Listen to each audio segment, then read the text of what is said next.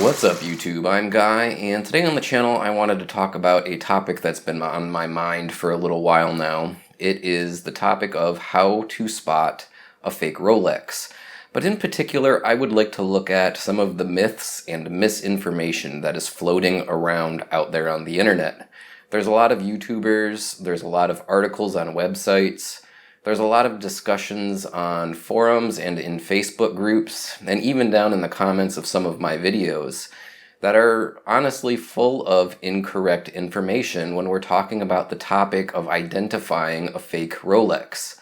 Some of these YouTubers are highly respected, considered experts, and do make really good quality content, but the information that they're putting out there on this topic in some ways is false. Now, certainly not everything that they're saying is incorrect on the topic, and a lot of the things that they are saying are only false in certain ways.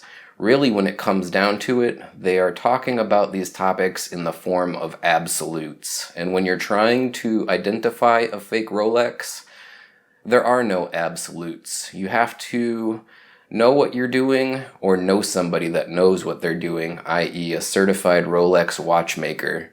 That's really the only way you're going to be able to, with 100% certainty, identify a fake. That's honestly the only thing you can do. But I wanted to cover some of the very common misconceptions that are out there and explain why, again, they're not absolute truths. There's exceptions to all of these rules, and these are things that people, I think, should be aware of that nobody's been talking about. Due to years and years, honestly decades of Rolex marketing, I understand how the misconceptions of perfection have come about. If we look at a recently published, I'll call it a book, kind of like a magazine put out by Rolex called The Rolex Way. In that book, Rolex says, "The Rolex Way is a way of doing things unlike any other. The way we make watches, the only thing we will ever make. Precise. Too imprecise for our attention to detail. Tradition is too conventional for the innovation we undertake. We sculpt, we paint and explore. But sculptors, painters, and explorers we are not. There is no word for what we do. There is only a way. The Rolex Way."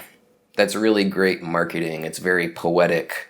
Unfortunately, it's also a little bit of hyperbole. When Rolex says that their attention to detail is absolutely perfect, it is precise, or there is no imprecision.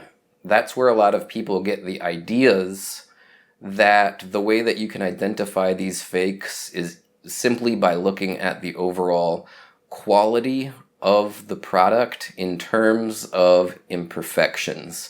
And those are some of the myths, some of the misconceptions, some of the misinformation that we're going to talk about here today. One of the first things that people always refer to is the magnifier or the Cyclops lens when we're talking about a Rolex with a date complication.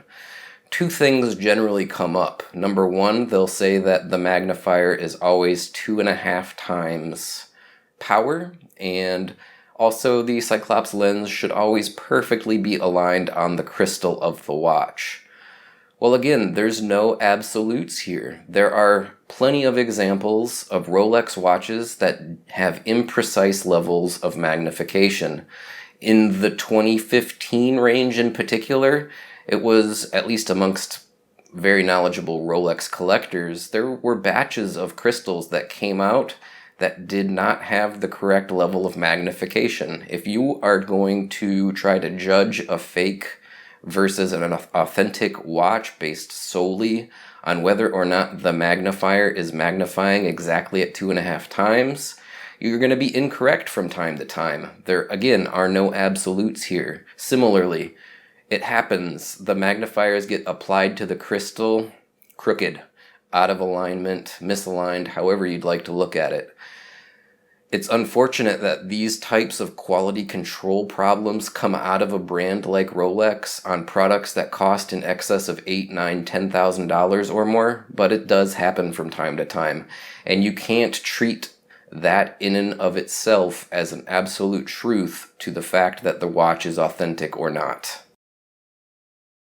On more modern Rolexes, people will often point to the Rehad and the engraving there on it as an indication of whether or not it's authentic. The idea is that Chinese fakes can't get this correct, in particular when we're talking about the alignment. If you look at a Rehad on a Rolex at the very 12 o'clock position, you'll find a small crown logo, the coronet logo for the Rolex brand. People will often, and I've seen it in the comments, say that that watch is inauthentic, that watch is fake because of this misalignment, because of this quality control bug or problem. It's simply not the case. They do, not infrequently, come out from Rolex with little quality control issues in terms of the Rehad, and in particular, the alignment of the printing or the engraving on the Rehad. You can't treat that as an absolute truth to whether or not your watch, or any watch that you're considering purchasing, is authentic or not. I've seen people comment, even on my videos, that the micro-etched crown on the 6 o'clock position of the sapphire crystal is visible to the naked eye, therefore it's fake. That's certainly and absolutely not true. If you have an authentic Rolex, given the correct lighting, natural light works the best, but also very bright fluorescent light, holding it at the proper angle, if your vision isn't absolutely terrible, you can most certainly see that engraved crown logo on the crystal with the naked eye. Now, one of the differences between the one that you'll find engraved on an authentic Rolex and one that you might see on a fake, because fakes do have them as well, is generally going to be the quality of the engraving. But that's not an absolute either. The fakes are getting better and better, and you will eventually see fakes that have that crystal engraved perfectly, just like a Rolex. But nevertheless, it is visible to the naked eye, again, assuming you don't have absolutely terrible vision and you have the correct lighting. So the myth that you can only see it under magnification simply isn't true. This is a big one. We're going to be talking about dial printing, in particular two aspects of the dial printing. There's two big misconceptions when it comes to dial printing that people get wrong when they're trying to look at a picture of a Rolex and determine whether or not it's authentic or not. First is the typography or the fonts used on the printing. Over the years, Rolex has changed this, and not even from year to year, even from batch to batch of dial productions. The most common misconception is on Rolex Submariner dials, and in particular the spacing on the water resistance rating line. People will say that the 300M spacing should be one way or the other, or perhaps the font on the abbreviation of the word feet should be in a particular typeface. They change this all the time, and over the years it has been different. You can't identify a fake or inauthentic watch simply by looking at the typeface or the font on the dial and the spacing thereof and tell really anything about the authenticity. The second part of this discussion is going to be the quality and the application of the printing on the dial. From time to time, errors get through. Bad batches of dials get through. I'll throw up a picture here. If you look at the bottom line of text on this dial, the officially certified superlative chronometer, you can see that the printing there is really not very good, but that is an authentic watch. It was just a slip up in quality control. These aren't handmade, they're mass-produced products, and from time to time, errors are going to slip through the cracks. That's the honest-to-God truth. Now, would we prefer that our watches don't have these little inconsistencies on the dial? Yeah, absolutely. Of course we would. But, again, there's no absolutes here. And while, yes, these could all be indicators as to whether or not a watch is 100% authentic, it's not a certainty. The movement. Here's one that a lot of people talk about. Absolutely, if you open up the case back, or more preferably have an experienced watchmaker open the case back, you should be able to look at that movement and tell within moments whether or not it's real or a fake. However, Number one, there are clone movements coming out where the average person, even looking at both side by side, probably wouldn't be able to identify which is which. So keep that in mind. But often that's not what people are talking about when they're saying, here's an easy way to spot whether or not a Rolex is real.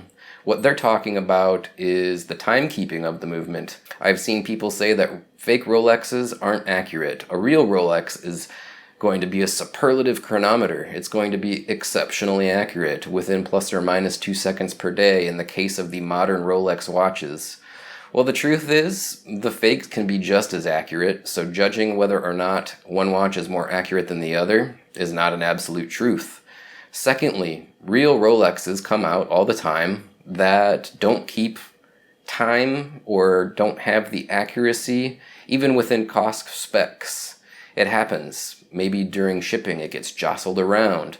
Perhaps it was a Monday or a Friday, and the watchmaker that was regulating that watch was just not on his game.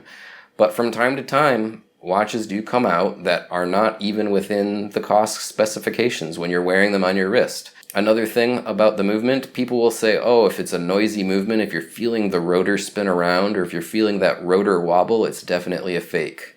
On the new movements, I don't know if you've picked one up recently, but I was just at the authorized dealer looking at, it was a Datejust, the 3235, the new generation of the standard Rolex movement with a date complication is now in this watch.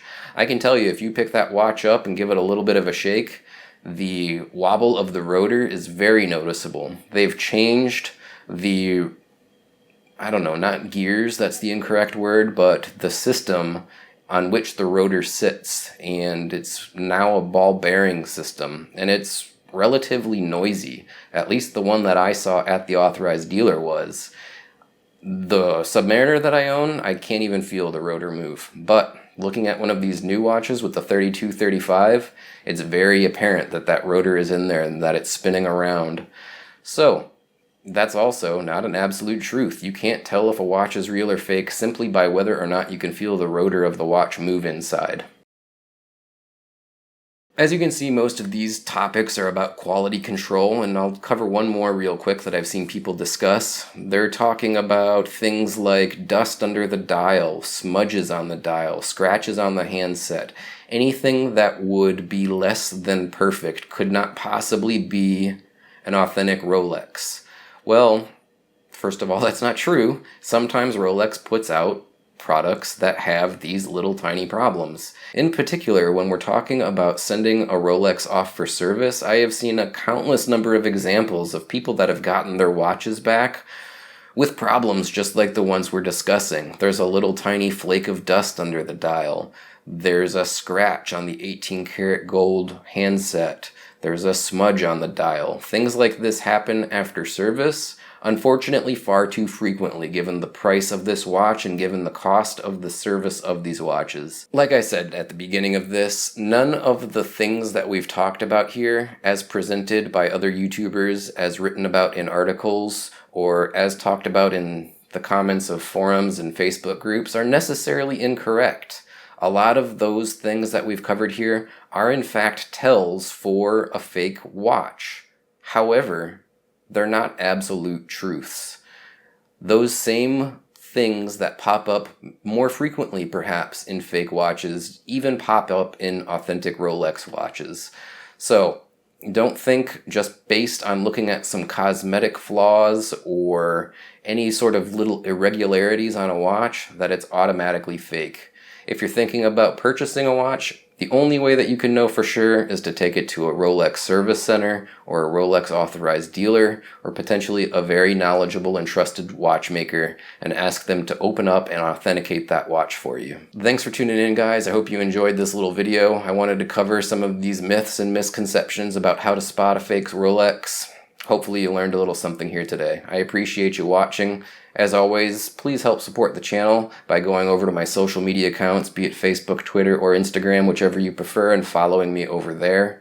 Number two, if you'd like to support the channel, you can always go over to Patreon and contribute a few bucks a month, whatever you can afford. I appreciate everyone that's over there supporting me now, but I'd always welcome more. Finally, if you are a shopper on Amazon and you like anything that I've reviewed in the past, consider clicking on my Amazon affiliate links before you buy anything that I have reviewed, or anything else for that matter. I get a small commission and it really does add up. It really does help support what I'm doing here. To everyone that's been using those links, I really do appreciate it. Thank you tremendously. Alright guys, until next time, thanks again. I will see you soon. Bye now.